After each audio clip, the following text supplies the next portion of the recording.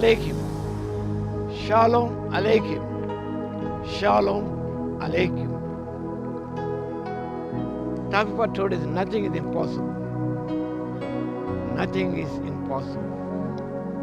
A text is from the Gospel according to St. Luke chapter 1 verse 37. పరిశుద్ధ లూకా రాసిన సువార్త మొదటి అధ్యాయం 37వ వచనం.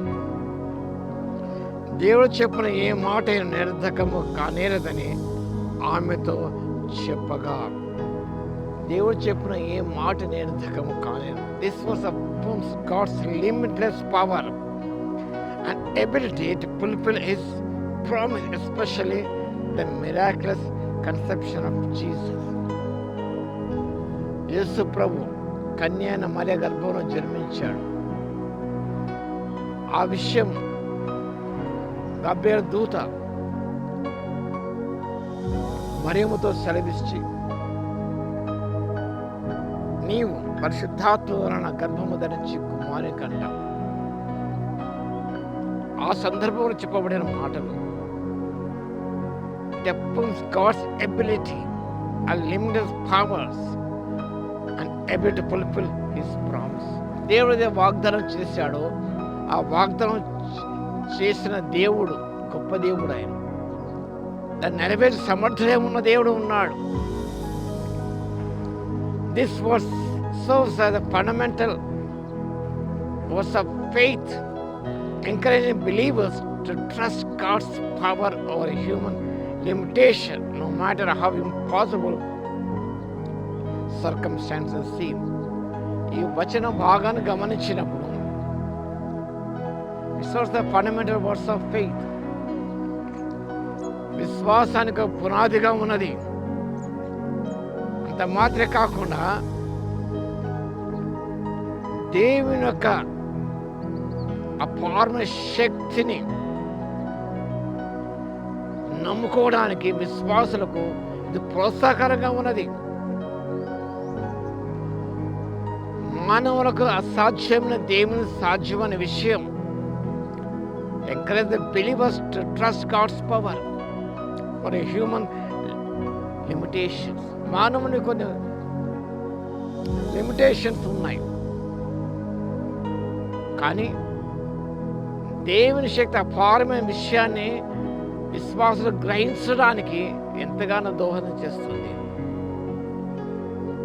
This verse highlights God's faithfulness, that His words always come true, and His power to bring about transformation, healing and salvation. ఈ వచన భాగం ఏమనగా దేవుని యొక్క విశ్వసనే సూచిస్తున్నది.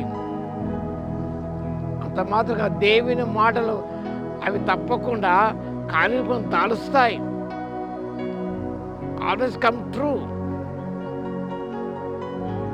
అవి నిజంగా నెరవేర్చబడతాయి.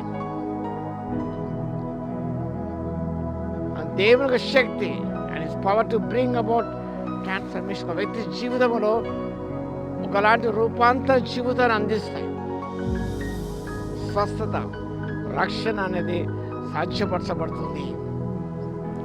ఇట్స్ గాడ్స్ ఆమ్నిపోటెన్స్, సర్వశక్తిగా దేవుని విషయాన్ని ఈ వచనం సూచిస్తున్నది. God's power is boundless.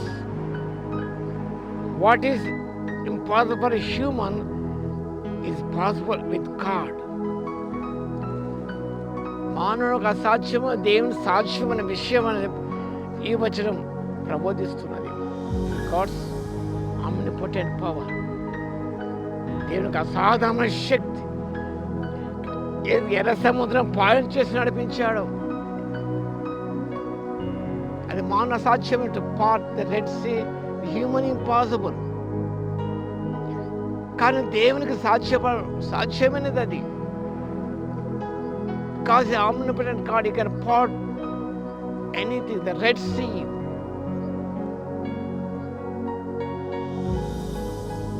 అది దేవునికే సాధ్యం, మానవునికి సాధ్యం కాదు.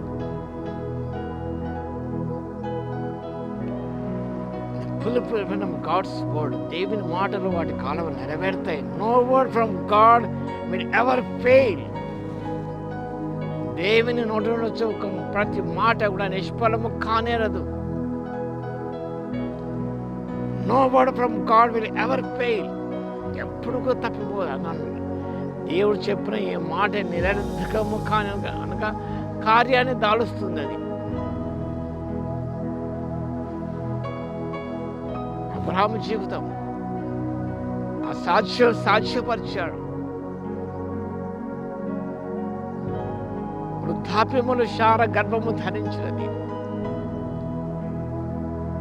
కనుక అబ్రహాము దేవుని నమ్మాడు.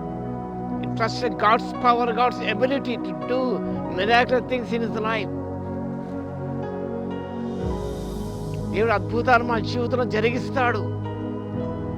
మానవునికి అసాధ్యముగానే దేవుని సాధ్యమవుతుంది. కాబట్టి మనం ట్రస్ట్ గాడ్స్ లిమిట్లెస్ పవర్.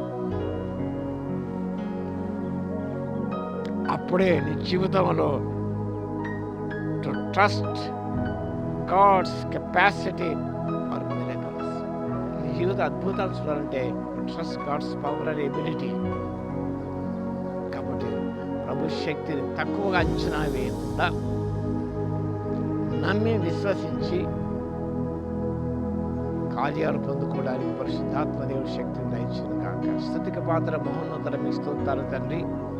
మీ సమస్తం సాధ్యం నమ్ముట మా వలన అయితే నమ్మువాని సమస్తం సాధ్యం అనే విషయాన్ని జ్ఞాపకం చేసుకుంటూ మీ యొక్క సాధు శక్తిని శంకించక అనుమానపడక ప్రభువా నమ్మి విశ్వసించి మా జీవిత అద్భుతాలు చూడడానికి కృపనివ్వగలదు మీ స్తోత్రాలు చెల్లిస్తూ యేసయ్య నామమున ప్రార్థించి వేడుకొస్తున్నాము తండ్రి.